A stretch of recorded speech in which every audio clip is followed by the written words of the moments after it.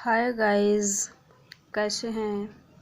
आशा करती हूँ आप सभी अच्छे होंगे। एजुकेशन ट्यूटोरियल क्लास में आपका स्वागत है। डीएलएड सेकंड सेमेस्टर की क्लास वर्तमान भारतीय समाज और प्रारंभिक शिक्षा, इसके अंतर्गत पिछले टॉपिक में हमने पढ़ा शिक्षा में आदर्शवाद। इसी क्रम में पढ़ेंगे शिक्षा में प्रकृतिवाद। जिस तरह से आदर्शवाद दर्शन की एक शाखा है या विचारधारा है, उसी तरह से प्रकृतिवाद भी दर्शन की एक विचारधारा है। और इस टॉपिक को सुविधा के लिए दो पार्ट में दिखाया जाएगा। ये पहला पार्ट है जिसमें हम प्रकृतिवाद का परिचय देखेंगे, अर्थ देखेंगे, विशेषताएं देखेंगे, परिभाषाएं देखेंगे, सिद्धांत देखेंगे, आदि आदि। तो जान लेते हैं प्रकृतिवाद क्या है। थोड़ा सा परिचय देखते हैं इसका। दर्शन की एक सैद्धांतिक विचारधारा प्रकृतिवाद है। जिस तरह से आदर्शवाद दर्शन की एक सैद्धांतिक विचारधारा है, उसी तरह प्रकृतिवाद भी दर्शन की एक सैद्धांतिक विचारधारा है।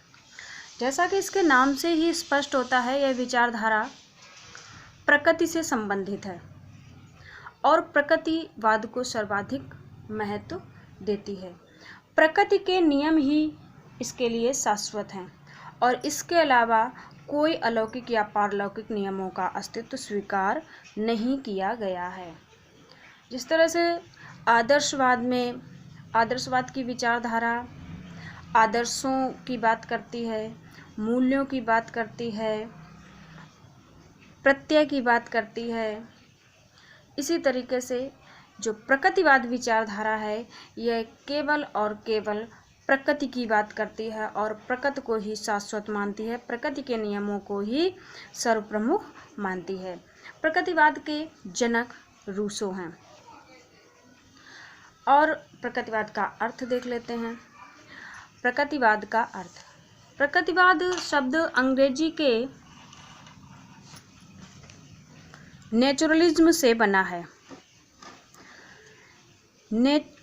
नेचर और प्लस इज्म, नेचुरलिज्म शब्द नेचर प्लस इज्म से बना है।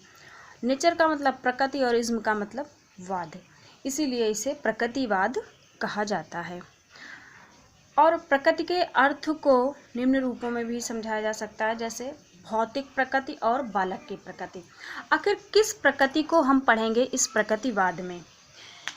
प्रकृतिवाद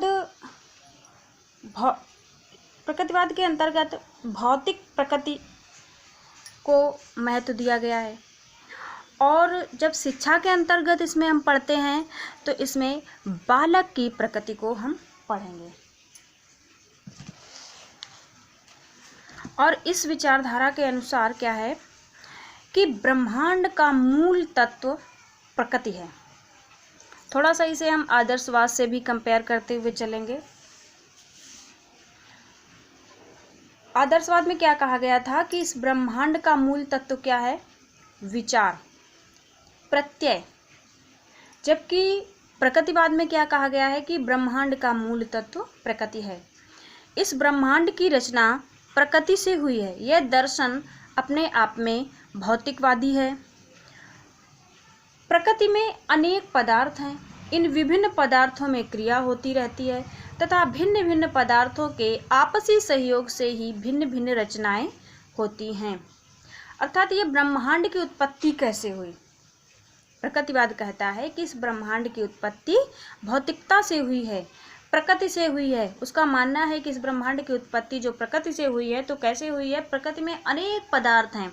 इन विभिन्न पदार्थों में क्रिया होती रहती है और इन भिन्न भिन्न पदार्थों के आपसी संयोग से ही भिन्न भिन्न रचनाएं होती हैं। विश्व की अन्य रचनाओं के ही समान मनुष्य भी प्रकृति जन्य ही है।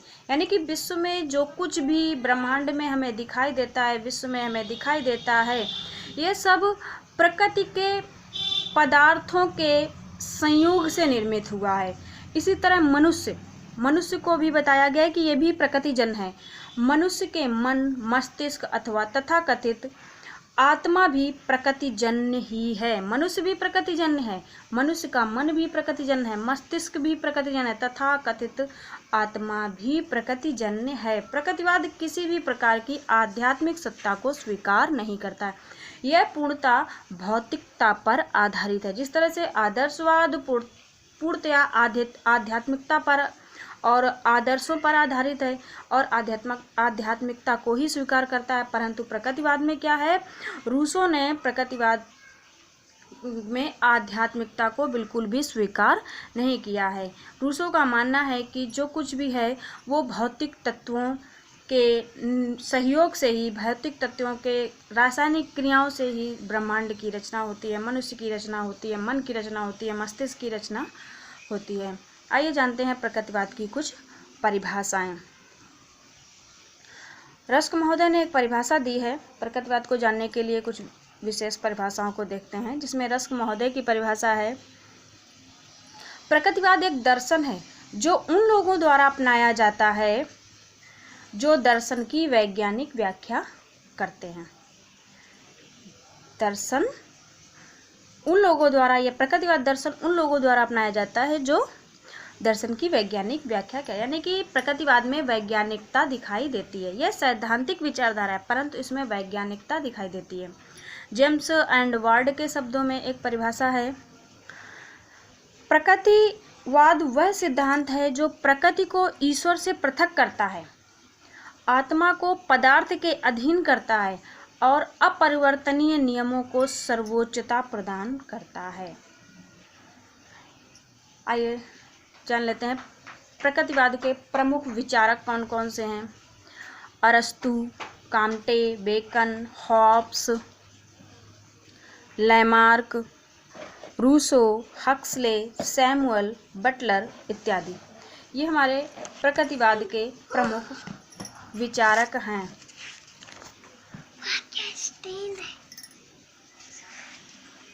अब जान लेते हैं प्रकृतिवाद के रूप कौन कौन से हैं। प्रकृतिवाद के रूप, यानी कि प्रकृतिवाद को सुविधा के लिए या विस्तृत जानकारी के लिए इसके क्या क्या रूप हो सकते हैं। तो सबसे पहला है भौतिक प्रकृतिवाद, या यूँ समझ लीजिए प्रकृतिवाद को सुविधा के लिए कितने भागों में बांट सकते हैं। तो प्रकृतिवाद में सबसे पहला है भौतिक प्रकृतिवाद। और भौतिक प्रकृतिवाद में क्या है कि प्रकृतिवादी भौतिकता के अंतर्गत उन्हीं विषयों को सम्मिलित किया जाता है जिनका प्रयोग और परीक्षण किया जा सके। यानी कि जो भौतिक प्रकृतिवादी होते हैं वो ऐसे विषयों पे ज़्यादा जोर देते हैं जिनका प्रयोग और परीक्षण किया जा सके। दूसरा इसका रूप है यंत्रवादी प्रकृतिवाद।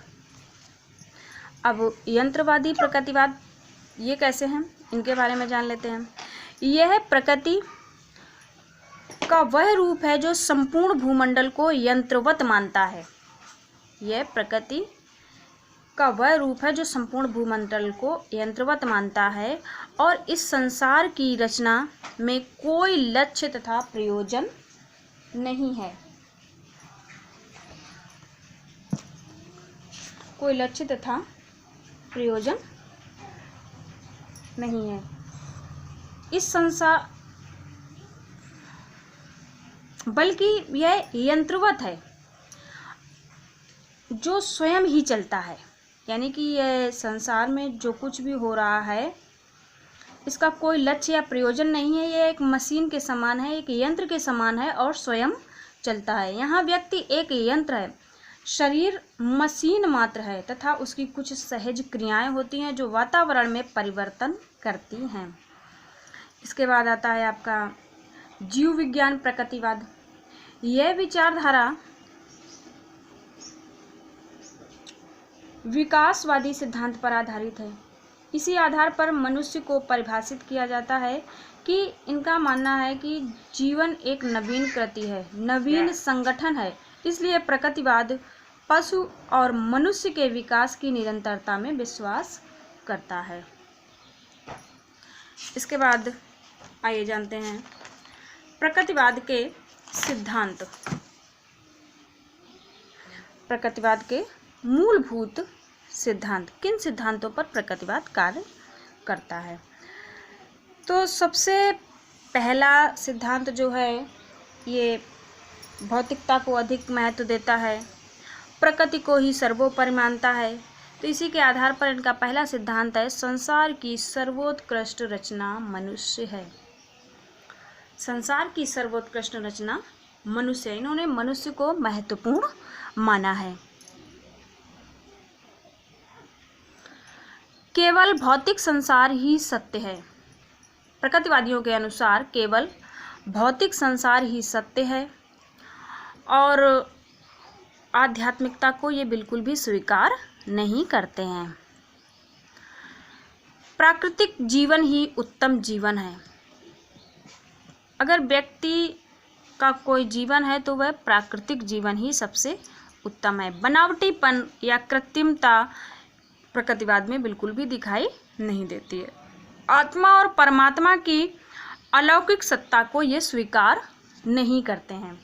एक तरह से मान लीजिए कि ये पदार्थवादी हैं। इन्हें जो दिखाई देता है वही मानते हैं और जो दिखाई नहीं देता है उसे नहीं मानते हैं। पहले कहा भी जा चुका है भौतिक प्रकृतिवाद के अंतर्गत कि जिसको ये प्रैक्टिकल जिसका कर सकें, जिसका प्रयोग कर सकें, उसी को ये स्वीकार करते हैं। इस ब्रह्मांड की रचना प्राकृतिक है, यानी कि ब्रह्मांड की रचना प्राकृतिक है। प्रकृति में बहुत सारे पदार्थ हैं और ये पदार्थ आपस में संयोग करके ब्रह्मांड की रचना करते हैं या ब्रह्मांड की विभिन्न वस्तुओं की रचना करते हैं, यहाँ तक कि मनुष्य की भी रचना करते हैं पदार्थों के द्वारा। राज्य व्यवहारिक सत्ता एवं महत्व, राज्य की व्यवहारिक सत्ता बताई है इन्होंने, यानी कि राज्य इम्पोर्टेंट है, राज्य की सत्ता महत्वपूर्ण है इनके लिए। मानव का उद्देश्य सुख प्राप्ति करना, इनका अगला सिद्धांत है मानव का उद्देश्य सुख को प्राप्त करना, यानी कि मनुष्य को वे काम करना चाहिए जिससे मनुष्य को सुख की प्राप्ति हो। एक तरीके से ये समझ लीजिए कि जिस तरीके से आदर्शवाद आदर्शों की बात करता है, स्वयं की सुख की बात नहीं करता, पर ये इसके विपरीत मानव का उद्देश्य सुख को प्राप्ति करना मानते हैं। इनका मानना है कि हम अपने भविष्य के लिए वर्तमान को क्यों नष्ट करें, हमें वर्तमान का पूरा सुख और पूरा आनंद उठाना चाहिए। प्रकृतिवादी शिक्षा की विशेषताएं देख लेते हैं क्या है। तो प्रकृतिवादी शिक्षा की विशेषताएं हैं, प्रमुख कुछ विशेषताएं हैं, जैसे प्रकृति की ओर लौटो। प्रकृतिवादियों का मानना है कि प्रकृति की ओर लौटो।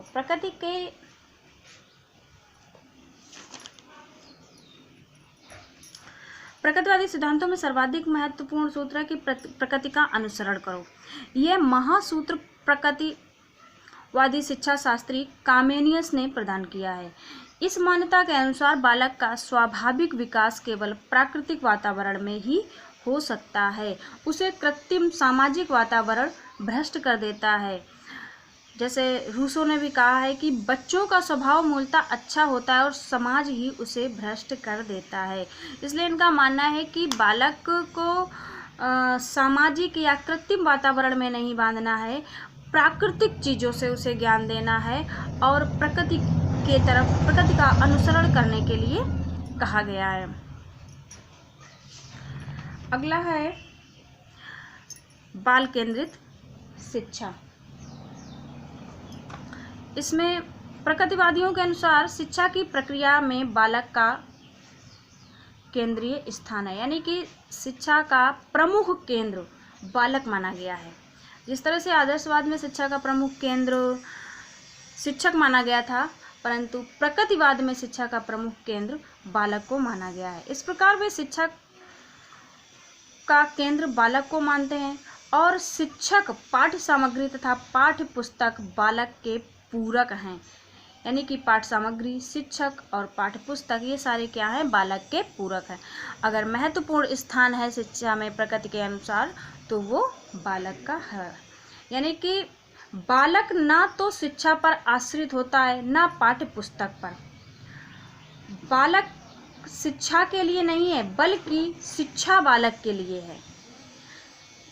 जबकि आदर्शवाद में इसके विपरीत क्या दिखाया गया था कि शिक्षा के द्वारा बालक को एक आदर्श और उत्कर्ष व्यक्ति बनाना है, उसके व्यक्तित्व का उत्कर्ष करना है, तो अर्थात शिक्षा बालक के लिए बनी। परंतु प्रकृतिवाद में क्या है कि शिक्षा के लिए बालक नहीं बना है बल्कि बालक के लिए शिक्षा बनी है। अर्थात बालक क्या पढ़ना चाहता है, अपनी अवस्था के अनुसार, अपनी आयु के अनुसार, अपनी स्मृति के अनुसार और अपनी जिज्ञासा, उसे रुचि किस में है, तो इस आधार पर उनका पाठ्यक्रम होना चाहिए। इसीलिए बाल केंद्रित शिक्षा, अगर प्रकृतिवाद को देखा जाए तो बाल केंद्रित शिक्षा के लिए उसका सबसे महत्वपूर्ण योगदान रहा है।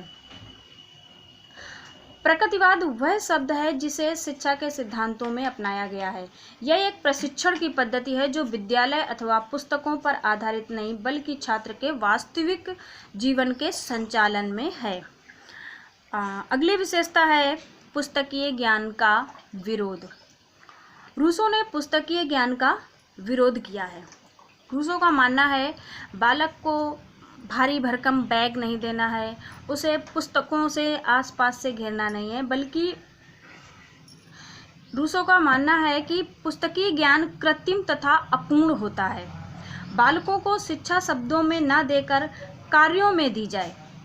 अगर शब्दों में शिक्षा दी जाती है तो पुस्तकों की आवश्यकता होती है, तो उन्हें हम पुस्तकें ना दे करके उन्हें कार्य दिया जाए, प्रैक्टिकली ज्ञान उन्हें दिया जाए। रूसो ने इसी तथ्य को अपने शब्दों में कुछ कहा है, बालकों को शिक्षा शब्दों में नहीं बल्कि कार्यों में दी जानी चाहिए। प्रकृतिवादियों का विचार है कि स्वानुभव पर आधारित ज्ञान स्थायी तथा पूर्ण होता है। प्रकृतिवादियों का क्या मानना है कि जो स्व अनुभव पर आधारित ज्ञान होता है वो स्थायी तथा पूर्ण होता है, जबकि पुस्तकों पर आधारित जो ज्ञान होता है वो कृत्रिम तथा अपूर्ण होता है। इसीलिए पुस्तकीय ज्ञान का विरोध किया है। आगे इसी संबंध में पढ़ेंगे हम रूसो की निषेधात्मक शिक्षा। अभी फिलहाल हम जानते हैं प्रकृतिवादी शिक्षा की विशेषताएं। अगला है ज्ञान के द्वार इंद्रियां हैं। अगली हमारी विशेषता क्या है कि ज्ञान के द्वार इंद्रियां हैं। रूसो का मानना है कि अगर बालक को प्रशिक्षित करना है, बालक को ज्ञान देना है, तो उसकी इंद्रियों को प्रशिक्षण देना होगा, उसकी इंद्रियों को प्रशिक्षित करना होगा। बालक तभी सही ज्ञान प्राप्त कर सकता है।